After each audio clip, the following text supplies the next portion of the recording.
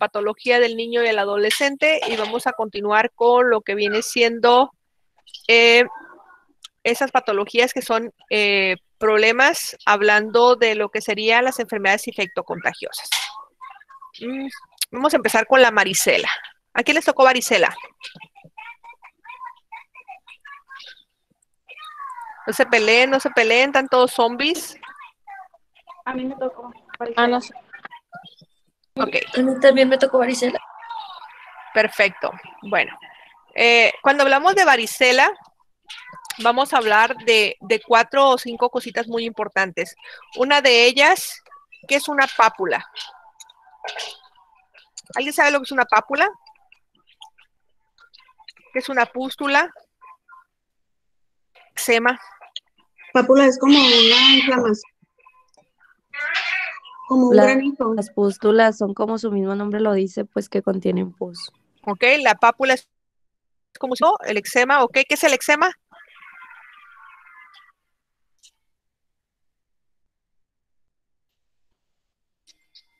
Esos conceptos que les estoy compartiendo ahí en la plataforma, es importante que ustedes los analicen, sobre todo para poder nosotros hacer una diferenciación en ese tipo de lesiones en la piel. A todo ese grupo de patologías, llámese varicela, rubiola, sarampión, le vamos a conocer como enfermedades exantemáticas. Nos van a dar lesiones en la piel. En el caso de la varicela, nosotros vamos a encontrar la presencia de esas pápulas rojas, que son como pequeños granitos. Para allá, mi amor. La presencia de las vesículas, o también que se conocen como flictenas, que son acúmulos de esas pápulas que se vaginan y en el interior van a tener lo que viene siendo líquido, y ese líquido es altamente pruriginoso. ¿Alguien sabe lo que es pruriginoso? ¿O que da prurito?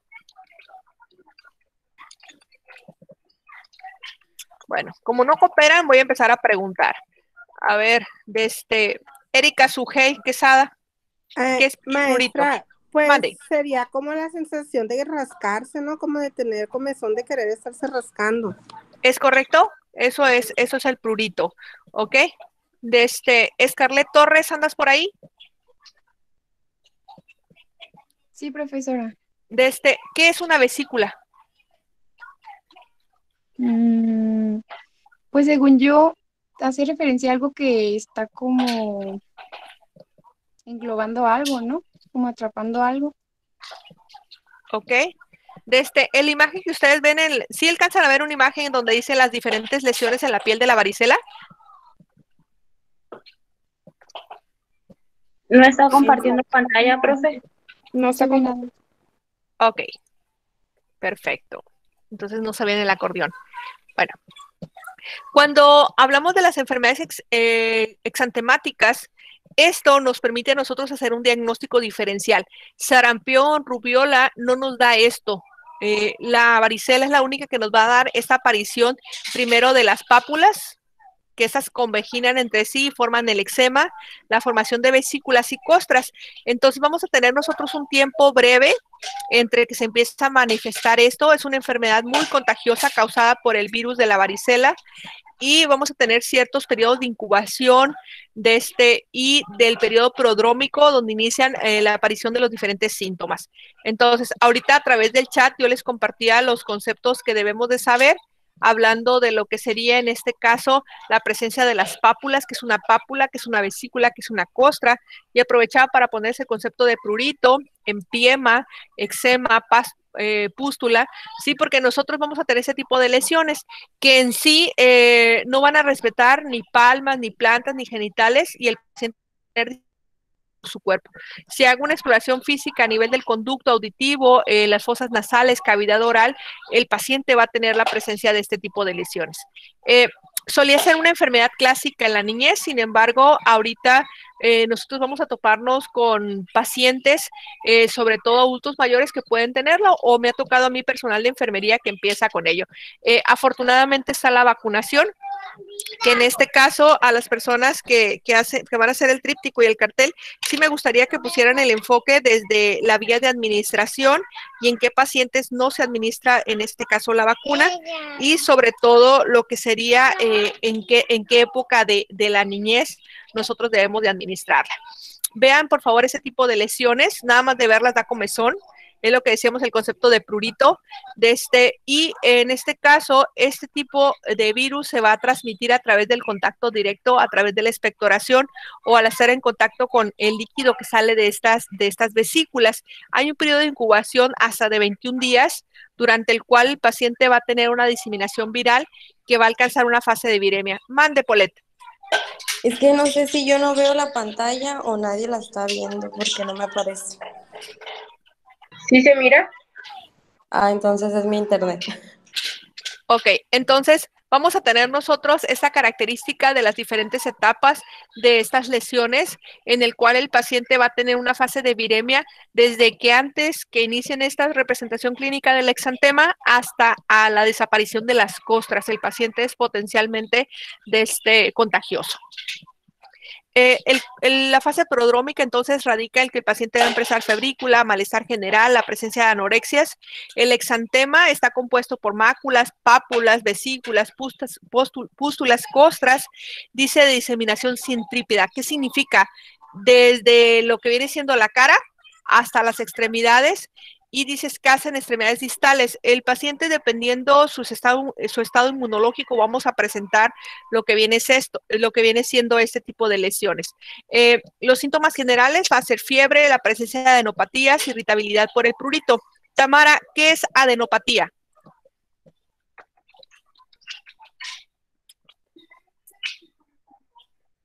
Romero Mejía.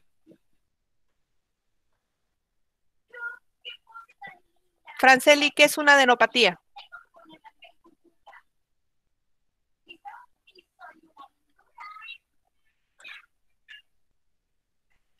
Recuerden que no nomás es anotarse aquí en la asistencia, sino tienen que participar, y si no participan, pues en este caso yo diría que no están presentes. Ulises Melendres. ¿Es una enfermedad en los ganglios? Ok. Ulises, ¿qué es adenopatía?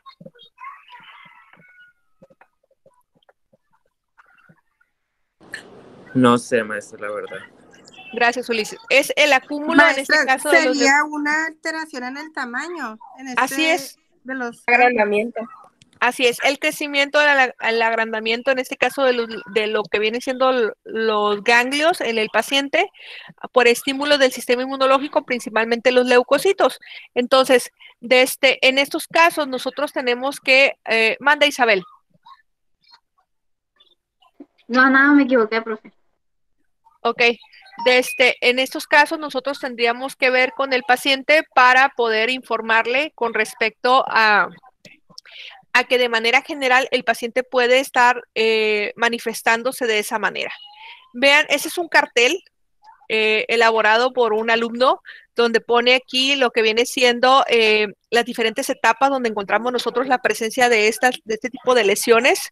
¿Alguien levantó la mano? Mande, Noelia.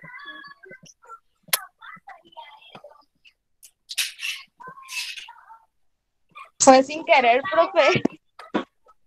Los voy a poner a hacer sentadillas por sin querer van a ver groseros. En este caso vemos nosotros la presencia de las vesículas llenas de pus, que decíamos que eran las pústulas. Estas vesículas se abren. Sí, mi amor, ahorita voy para allá contigo. Y se forman lo que vienen siendo las costras y el paciente de manera espontánea se recupera, ¿no?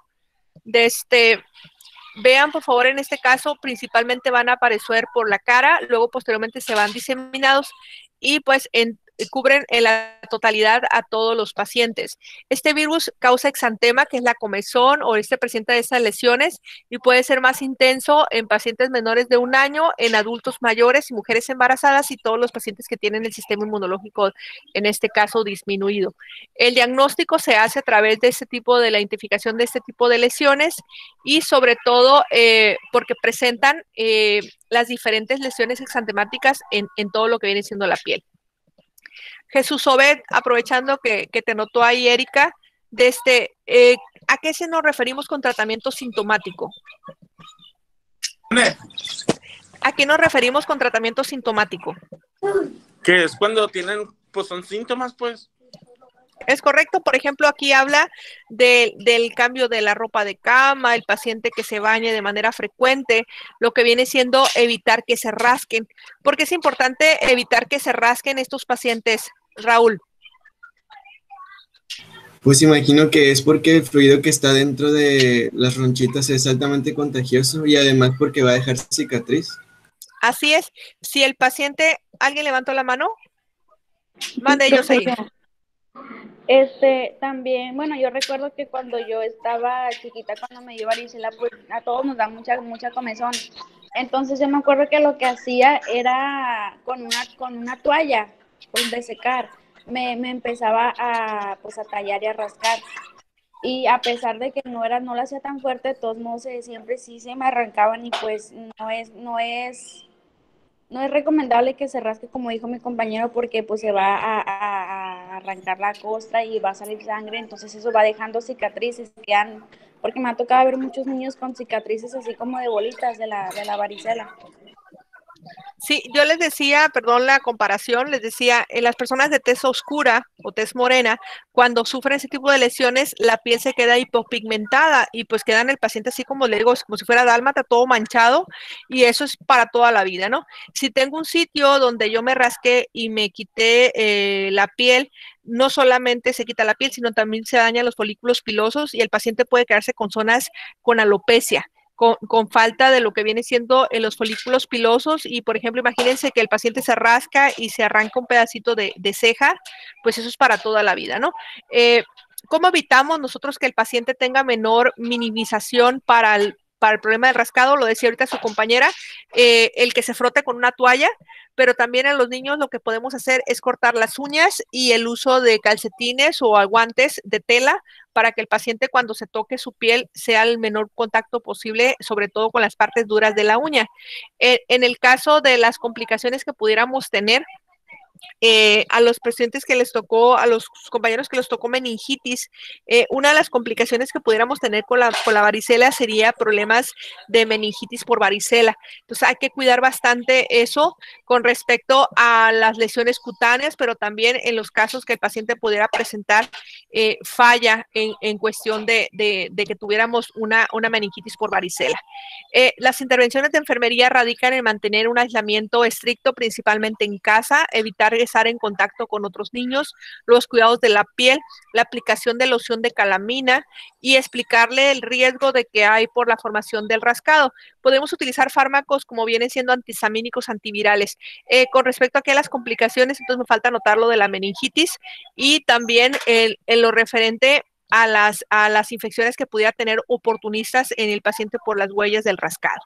Es un tema muy cortito, es una enfermedad muy común. Sí, aquí me falta agregar lo que es lo de la vacunación. Entonces, por favor, la persona que le toque el esquema de vacunación para varicela, hay que anotarlo, sí, en el cartel y también en el tríptico. En el video que les compartí ayer de generalidades del tema de varicela, donde hablaba de una presentación de todas las enfermedades exantemáticas, por favor, véanlos para que complementen esta presentación con las anteriores. ¿Sale? Si no tienen alguna... por ejemplo, también tienen que tener los niños como que el humor para contagiarse, porque cuando mi hija la grande tenía 2 años, había 2 niños con varicela y yo los juntaba con ella, decía, no, pues si le pega de chiquita mejor, y no se le pegó, hasta como a los 4 años le dio y ella jugaba con esos niños. No es que tengan humor, es el sistema inmunológico en ese momento con tu niña no estaba deteriorado. En los 4 años probablemente la niña haya tenido alguna alteración con el sistema inmunológico que fue lo que conllevó a que se manifestara clínicamente la enfermedad. Mande, Jocelyn. Profe, ¿y por qué es más recomendable que les dé varicela a los cuando están chiquitos y no cuando ya son más grandes como de primaria? Ahorita, en cuestión de lo que tiene que ver con la manifestación clínica, el uso de las vacunas hace que la representación clínica de la varicela sea menos intensa, que se presenten quizá 1, 2, 3, 4 pápulas o vesículas y las costras y se acabó. El que le dé a un niño pediátrico a un lactante, a un escolar, es mejor que le dé a un lactante porque es más fácil controlarlo. Por ejemplo, si ustedes conscientemente en este momento les diera varicela, el que dijeran quédate en casa, no lo hacen. El que no te rasques, no lo hacen. Entonces, el que le dé a un niño de primaria es más difícil poderlo contener en el hogar y que se rasque menos, pues. Por eso es mejor que se dé en edades más tempranas. Y repito, el que utilicemos ahorita las vacunas es para evitar, al paciente le va a dar varicela, pero la representación clínica va a ser menos intensa. Entre más deteriorados el sistema inmunológico, el paciente clínicamente puede tener riesgos, como les decía, en el caso hasta de meningitis o de falla en la glándula suprarrenal, que el paciente puede fallecer por complicaciones del ataque multisistémico de bacterias oportunistas que pudieran condicionar al paciente a que se deteriore. Mande, Raúl. Profe, si un paciente padece, se me olvidó qué rollo, la varicela, perdón, pues ya genera anticuerpos, pero si se inmunodeprime puede volverla a padecer. Sí, el virus se queda depositado en el sistema inmunológico del paciente y cada vez que disminuya su sistema inmunológico, clínicamente y qué buena pregunta, se va a manifestar con lo que es herpes zóster. Ya no es varicela zoster, sino herpes zóster. Es un virus DNA que se va a encontrar dentro del sistema de nuestras células al paciente que ya le dio varicela. Cada vez que se deprima el sistema inmunológico se va a representar, repito, con herpes zóster. ¿Qué significa el herpes zóster? Que el paciente a nivel de las terminaciones nerviosas de las vainas de mielina, estas no van a estar recubriendo los nervios y va a llegar el virus y va a manifestar en ese nervio en específico. Principalmente donde se manifiesta más es en los nervios intercostales, o sea, en la caja torácica, pero también pudiera afectar, por ejemplo, lo que viene siendo el nervio facial y vamos a tener varicela en esos pacientes y es muy común en adultos mayores desde cuando disminuye el sistema inmunológico la presentación de herpes zóster.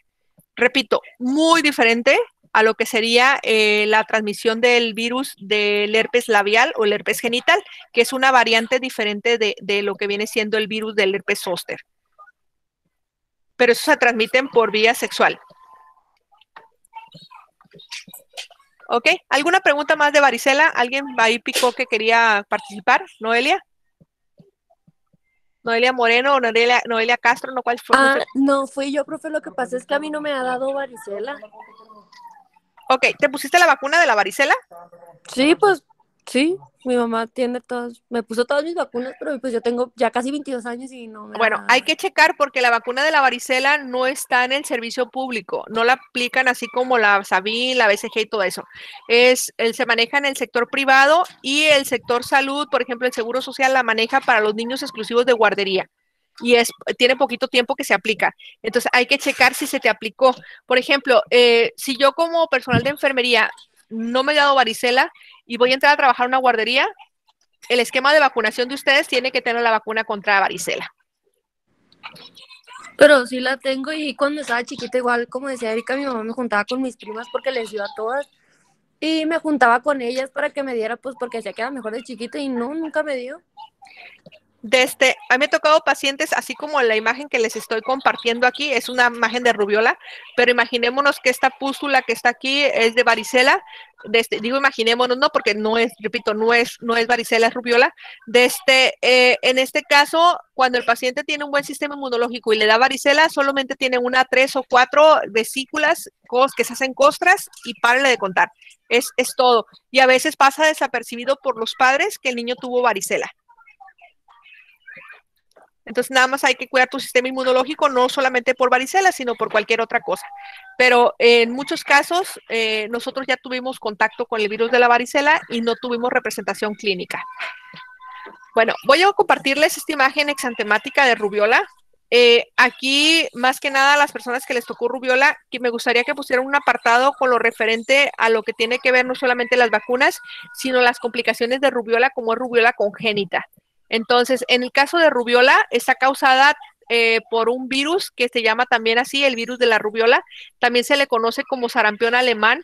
Es una enfermedad exantemática que se va a caracterizar por ese tipo de lesiones en los pacientes pediátricos pero las complicaciones más graves serían en las mujeres embarazadas que tienen en contacto con este virus, que se llama rubiola congénita, en el caso de que se manifieste en los pacientes pediátricos, en el neonato sobre todo. Va a afectar principalmente con variaciones cíclicas, al igual que la varicela, en los pacientes que van a tener el cambio de clima, como viene siendo de verano, de primavera a verano. Se transmite de contacto directo a través de las gotitas de la saliva, ¿sí? Y vamos a encontrar este tipo de lesiones. Generalmente va a ser la infestación generalizada. Ese es un virus RNA, muy diferente al de la varicela, que es un virus DNA. Este se manifiesta una vez y ya el paciente no vuelve a tener complicaciones referente a lo que es la rubiola. El periodo de incubación es mucho más corto, de 7 días hasta 14 días después de estar en contacto con este virus. Hablando de la fisiopatología, este va a estar, se almacena en las vías respiratorias y en este caso puede ingresar a través de los objetos que están contaminados. Normalmente puede ser benigna, repito, en las mujeres que no están embarazadas. El cuadro clínico se caracteriza por fiebre, cefalea, erupción cutánea.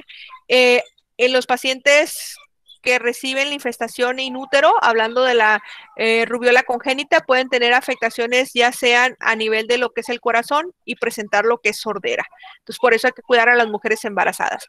Las complicaciones que puede generar sería la presencia de artralgias o dolor articular y también el riesgo de encefalitis o meningitis causadas por este virus. Entonces, a los pacientes con varicela y los pacientes con rubiola, cuando se detecte ese tipo de lesiones exantemáticas hay que aislarlas, sobre todo por el riesgo de que lleven, de que son altamente contagiosas y las complicaciones debidas al sistema inmunológico que está en este caso disminuido. El diagnóstico se hace principalmente a través de la exploración clínica, donde encontramos algunas infiltraciones a nivel pulmonar y síntomas respiratorios, como lo que viene siendo tos, febrícula. En este caso, solamente de esa manera hacemos el diagnóstico, con las lecciones exantematosas y haciendo un cuadro diferencial de lo que sería en este caso varicela, rubiola y sarampión. Ojo, aquí en México, hablar de sarampión, estaríamos nosotros diciendo que estaríamos fallando dentro del sistema de vacunación. Aquí en México está erradicado lo que es sarampión, pero rubiola y varicela sí tenemos. Por eso ahorita estamos vacunando a los pacientes menores de 4 años. Hablando del esquema de vacunación, tenemos a la vacunación de sarampión, rubiola y parotiditis, que se llama triple viral, y también hay otra vacunación que se llama pentavalente. Ojo, a las personas que les tocó hacer la difusión entonces a través del cartel y el tríptico, sí me gustaría que pusieran el esquema de vacunación y la vía de administración. Por ejemplo, si yo tuviera un paciente con lo que viene siendo, en este caso, hemofilia, Mayra Elizabeth, ¿andas por ahí? Sí, profe. ¿Cómo prepararía yo a ese niño con hemofilia para dar la vacunación contra sarampión, rubiola y parotiditis de la vía de administración? En este caso es parenteral. ¿Cómo preparar? ¿De qué forma? En cuanto sí, a para cómo vacunar a ese niño. No, para vacunarlo a ese niño, ¿cómo lo haría? Porque la vía de administración es parenteral. Y si el niño tiene hemofilia, ¿cómo lo pudiera yo prevenir para evitar tener complicaciones como hemorragias o hematomas? Ay, no sé, profe, ya no lo entendí. ¿Alguien me entendió mi pregunta con respecto a...? Sí, Raúl, dime. No sé si sea correcto, pero usted se refiere a lo de la aplicación de la vacuna, ¿no? ¿Es correcto? Administración de vitamina K, podría ser, no sé. Así es, lo que tiene que ver con los factores de coagulación. Si yo sé que ese niño que tiene hemofilia tengo que vacunarlo y la vacunación, por ejemplo, la Sabin es en forma de gotitas. Entonces, si las otras son por vía parenteral, tengo que preparar a ese niño a través de los factores de coagulación, la administración de vitamina K, para evitar que tenga la formación de hematomas. Por eso les digo la importancia de nosotros difundir a través de esos carteles o esos trípticos la vía de administración de esas vacunas. Si yo tengo un paciente que lo tengo que administrar aquí y el riesgo de que haga un hematoma muy grande, no es tanto del sujetarlo, si es en brazo, si es en pierna, ¿sí? O si es en presentación de gotitas y cada cuánto lo tengo que hacer. Entonces, todo bebé tiene que tener su esquema de vacunación al momento de nacer, qué vacunas se ponen a los 2 meses, qué vacunas se ponen a los 4 meses, qué vacunas se ponen a los 6 meses, qué vacunas se ponen al año, ¿sí? A los 15 meses de edad, a los 4 años, a los 6 años, a los 12 años. Entonces, ese esquema de vacunación, hablando de la cartilla de vacunación, es pregunta de examen. Entonces, vayan haciendo su acordeón para que el momento que les diga, adjunta la imagen del esquema de vacunación completo, la cartilla de vacunación ya la tengan ustedes elaborada, porque eso les va a quitar muchísimo tiempo, ¿sí? Y no pueden pasar la fisio del niño y del adolescente sin saberse la cartilla de vacunación. Entonces, no nomás es cartilla de vacunación, ¿en qué pacientes sí puedo administrar el esquema de vacunación en las vacunas parenterales y en qué otros pacientes tengo que tener así como un plan B para preparar a estos pacientes para vacunarse? Por ejemplo, si tengo un cuadro de vías respiratorias y mi sistema inmunológico está deteriorado, pues estos son virus atenuados. Entonces, tengo un paciente con VIH o un paciente trasplantado, tengo que saber en qué condiciones para yo poder administrar ese tipo de vacunas. ¿Ok? El tratamiento es aislarlo, la alimentación habitual, el baño tibio, el baño con agua diaria, no tallar la piel. Y pues las intervenciones de enfermería radica mantener reposo en cama, evitar las contracturas musculares en estos pacientes, las úlceras por presión. Recordemos que tienen alguna afectación a nivel de las articulaciones y el contacto con mujeres embarazadas está restringido. ¿Ok? ¿Alguna pregunta, jóvenes, referente a rubiola y varicela? Adelante. Mande, Natalia. Profe, en las complicaciones mencionó que puede llegar a dar encefalitis. ¿Por qué? ¿A qué se debe eso? El virus de la rubiola y el de la varicela pueden atravesar la barrera hematoencefálica y llegar a inflamar las meninges. Por eso puede darme encefalitis.